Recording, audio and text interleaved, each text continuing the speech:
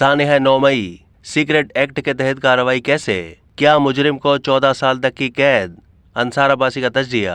फौजी तनसीबात, इमारतों वगैरह पर हमला पाकिस्तान आर्मी एक्ट 1952 के तहत काबिल सजा जुर्म है, चाहे फिर हमलावर सिविलियन ही क्यों ना हो। दिलचस्प बात यह है कि इस कानून में ऑफिशियल सीक्रेट एक्ट 1923 के तहत ममनुआ मकामात पर दाखिल होने जैसे जराइम का भी जिक्र है। सरकारी ज़राए का कहना है कि यही वजह है कि फौजी कोर्ट्स में मनसूबा साजों, इश्तियाल अंगेजी करने वालों और हमला आवारों के खिलाफ कार्रवाई होगी, जिन्होंने 9 मई को आर्मी एक्ट और ऑफिशियल सीक्रेट एक्ट के तहत फौजी तनसीबात, इमारतों और यादगारों वगैरह पर हमले किए थे।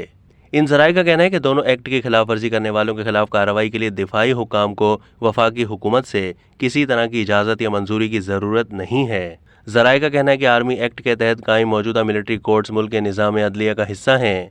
कई सिविलियन मुलजिमान के खिलाफ इसी एक्ट की खिलाफ वर्जी की वजह से इन अदालतों में कार्रवाई की गई है।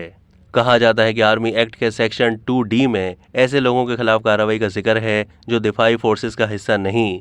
ये सेक्शन इंतहाई मुफस्सिल है, लेकिन जाहिर करता है कि ऐसे लोग जिनके खिलाफ बसूरत दीगर इस एक्ट के तहत कार्रवाई नहीं हो सकती, उनके खिलाफ भी ऐसे जराइम की पादाश में कार्रवाई की जा सकती है जो दिफाई, असला, बहरिया, फौज या फ़िज़ाई फोर्स इस्टेब्लिशमेंट या स्टेशन, बहरी जहाज़ या एयरक्राफ्ट या बहरी, बर्री या फ़िज़ाई फ़ौज के उमूर से मुताल्लिक हो, या ऐसा कोई जुर्म हो जो ऑफिशियल सीक्रेट एक्ट की खिलाफ वर्जी करते हुए किया गया हो।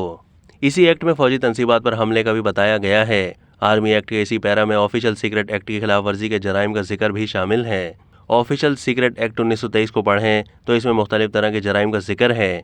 इसमें कहा गया है कि अगर कोई भी शख्स किसी भी रियासत के तहफ़्फ़ुज़ या मफादात के खिलाफ किसी भी मकसद के लिए ममनुआ मकाम के करीब आता है, मुआयना करता है, गुजरता है या उसके आसपास मौजूद होता है या उसमें दाखिल होता है, तो वो शख्स इस कानून की खिलाफ वर्जी का मुर्तकिब होगा।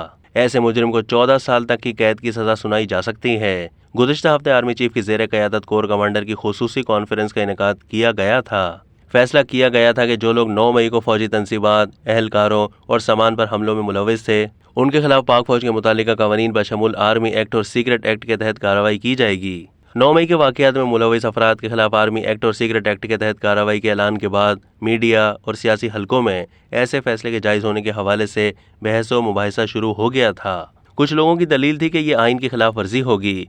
कुछ लोगों ने आर्मी एक्ट को माजी में मिलिट्री कोर्ट्स की किसी कानून साजी के साथ गुडमुड कर दिया था। अब तक के लिए इतना ही। मज़ीद मालूमात के लिए डेली जंग के यूट्यूब चैनल को सब्सक्राइब कीजिए।